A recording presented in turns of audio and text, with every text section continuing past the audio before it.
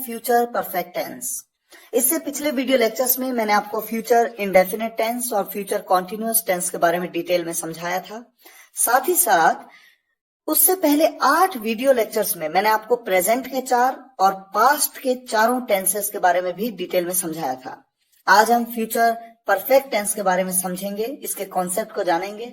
सबसे पहले देखिए कि पहचान क्या है, किस तरह के सेंटेंसेस इस टेंस में आते हैं।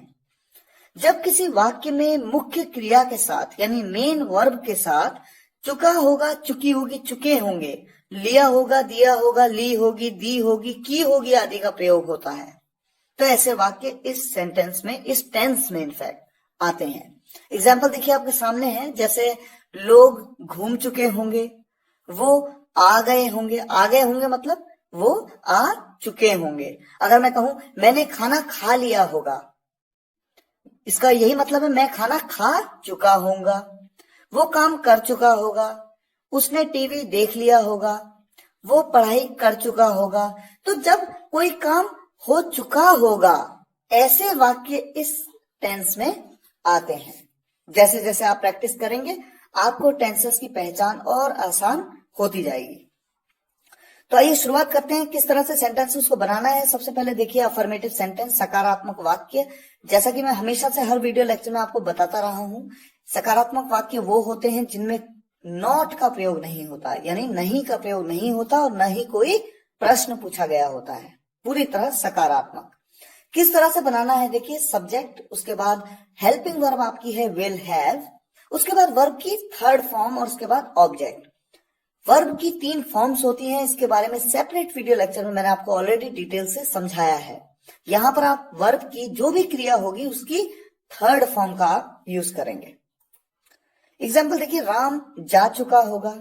यहां पर मेरा सब्जेक्ट है राम, उसके बाद हेल्पिंग वर्ब विल हैव, उसके बाद वर्ब की थर्ड फॉर्म क्रिया है जाना, जाने को कहते हैं गो, और उसकी थर्ड फॉर्म है gone. Ram will have gone. वो सो गई होगी, यानी वो सो चुकी होगी। She will have slept. Sleep की थर्ड फॉर्म स्लेप्ट का प्रयोग आपने यहां पर किया।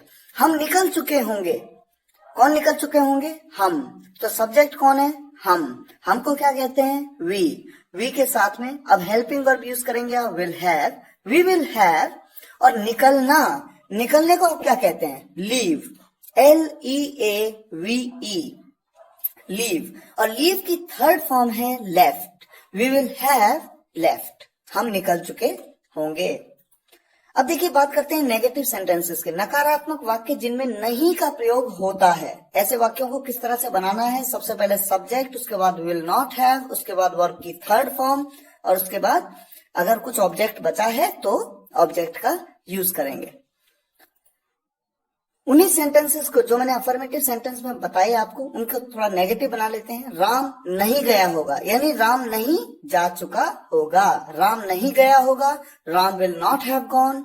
वो सोई नहीं होगी, she will not have slept. हम निकले नहीं होंगे, we will not have left. इसी तरह से इंटेरोगेटिव सेंटेंसेस, प्रश्नवाचक वाक्य, सबसे पहले WH फैमिली का प्रयोग आप करेंगे। जिन सेंटेंसेस में कोई प्रश्न पूछा गया हो, सबसे पहले WH फैमिली अगर कोई है तो आप यूज करेंगे। हर वीडियो लेक्चर में मैंने आपको बताया है कि WH फैमिली क्या होती है, जैसे क्यों, कब, कहां, कैसे, क्या, इन सब का प्रयोग। ये WH फैमिली मेंबर्स हैं। अगर प्रश्न में है तो आप पहले यूज करेंगे, उसके बाद हेल्पिंग वर्ब विल का यूज करेंगे, उसके बाद सब्जेक्ट और उसके बाद नॉट। अगर सेंटेंस में नहीं का प्रयोग है तो नॉट का यूज करेंगे सब्जेक्ट के तुरंत बाद। अगर नहीं है तो फिर नहीं करेंगे, उसके बाद हैव का यूज करेंगे। तो यहां पर इंपॉर्टेंट पॉइंट यह है कि विल हैव में से विल तो चला जाता है सब्जेक्ट से भी पहले, यानी सब्जेक्ट के भी आगे आ जाता है, और हैव का प्रयोग आप सब्जेक्ट के बाद करते हैं। उसके बाद वर्ब की थर्ड फॉर्म और उसके बाद ऑब्जेक्ट। अब इंटेरोगेटिव सेंटेंसेस के एग्जाम्पल से पहले एक कॉन्सेप्ट मैं आपको बताना चाहूंगा जो मैं आपको हर टेंस में बताता आ रहा हूं। आपके सामने 2 सेंटेंस हैं, क्या वो खेल चुका होगा, और दूसरा सेंटेंस है कि वो क्या खेल चुका होगा। दोनों सेंटेंस में देखिए फर्क है। अगर मैं आपसे पूछूं क्या वो खेल चुका होगा, तो अगर उसने खेल लिया है तो आप कहेंगे यस, अगर उसने नहीं खेला है तो आप कहेंगे नो। क्या वो खेल चुका होगा? यस या नो। तो अगर किसी प्रश्न का उत्तर आप यस और नो में दे सकते हैं तो समझ जाइए कि वहां पर WH फैमिली का प्रयोग नहीं हो सकता। क्या के लिए व्हाट का प्रयोग नहीं हो सकता। लेकिन दूसरे सेंटेंस में देखिए, वो क्या खेल चुका होगा, तो आपको बताना होगा कि वो क्या खेल चुका होगा। क्रिकेट खेल चुका होगा, या फुटबॉल खेल चुका होगा, या वॉलीबॉल खेल चुका होगा, या बास्केटबॉल खेल चुका होगा। तो जो भी खेल वो खेल चुका होगा आपको बताना होगा। तो ऐसे सेंटेंस में जब आप हाँ या ना में जवाब नहीं दे सकते, बल्कि आपको बताना होता है कि क्या, तो क्या के लिए आप WH फैमिली व्हाट का यूज करते हैं। इसीलिए पहले सेंटेंस में आप देखेंगे क्या वो खेल चुका होगा, WH फैमिली तो है नहीं। अब आप विल का यूज करेंगे, उसके बाद सब्जेक्ट, उसके बाद हैव, उसके बाद वर्ब की third form, will he have played. वो क्या खेल चुका होगा, यहां पर WH फैमिली है क्या के लिए what will he have played. तो इस तरह से सेंटेंस को बनाया जाता है। जैसे जैसे आप प्रैक्टिस करते जाएंगे, चीजें आपको इतनी आसान लगती जाएंगी कि आपको लगेगा कि ये तो कॉन्सेप्ट बहुत सिंपल है। लेकिन जब तक आपको नहीं पता होता तो हर चीज मुश्किल लगती है।